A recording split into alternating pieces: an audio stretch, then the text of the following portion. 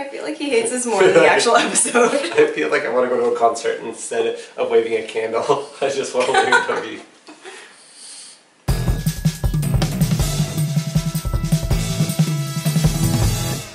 Hey, I'm Soman. I'm JoAnn. And welcome to a special post-Brazil episode of EverNever TV. JoAnn just got back from her own trip. Where did you go? I went to Kansas City to visit my sister, and my whole family was there. So how was that? It's a lovely place. It's really like quiet and rural, and you know there are lots of places for like families to go. There's two Kansas City zoos. There's one in Kansas and one in Missouri. Oh, I went to the one in Missouri. Yeah, the same here. So I thought I'd tell you a little bit about what happened in Brazil, because it was the craziest trip ever, and I know some of the people who were there are probably watching right now. I love how Dougie is like holding on to my shirt. So I went with Victoria Aveyard, and one of these days we'll have her on an episode to tell all you guys who read The School for Good and Evil why you should read the Red Queen series, and you guys definitely should if you're old enough. It's technically YA. I guess it just depends on how mature your reading level is.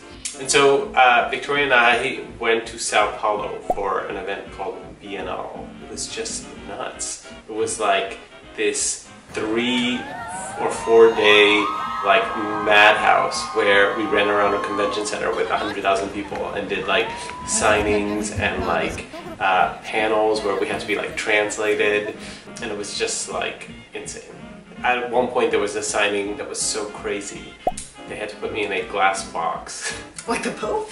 It was like yes, it was like a glass box that I am signing in as there's like a zillion people waiting for it.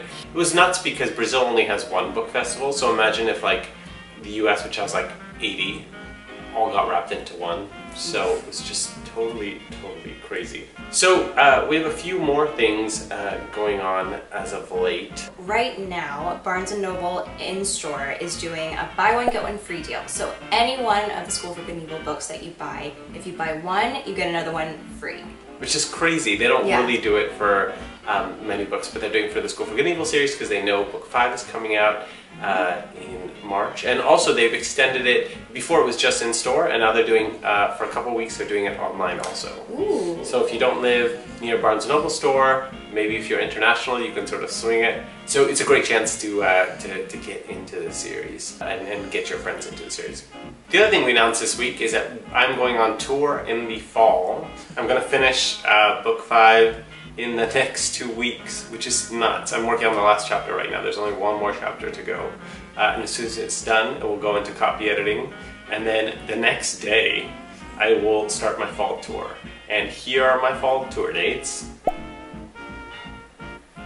And I'm going all over the place. I'm mainly doing festivals this time, no school visits. But I'm going to like basically every teen and young reader festival in the entire country from September through November. I'm sure JoAnn will be at some of the New York appearances, so you'll be able to meet her there. Hopefully we can convince Ramon to come too. So definitely come and check it out. Have you seen Jenny Han's movie on Netflix yet? Oh, you know I stayed up till 3 a.m. Oh my god. Does it just matter? Okay, so the book is called To All the Boys I've Loved Before.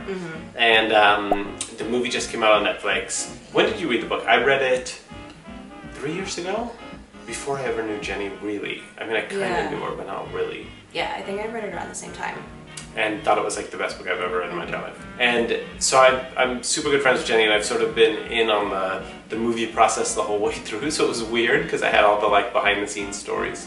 And then to finally see the finished product was really something. What'd you think of it? I loved it. I thought it was totally true to the book. All the changes that they made, like I still understood, and you know, yeah. They cast it very well. It's great. It's just like exactly the perfect movie for Netflix. Because it's like, you can cuddle up. It's like a movie you want to watch at home. Yeah. You know what I mean? With your friends and things like that. So definitely check it out. It's called To All the Boys I've Loved Before. It's on Netflix now. As for our own movie news, it will come in time. Everything's looking good. That's all I can say. But we'll see. Yeah. That's it for this edition. Hopefully I'll be back next week with a I'm close to finishing book 5 episode. We are getting very close. And there's also going to be some special news after probably September 15th or so. That's going to be big news once the Barnes & Noble buy one get one free campaign is over. So stay tuned for that also. that sums up the mood at the moment. Alright, see you guys later.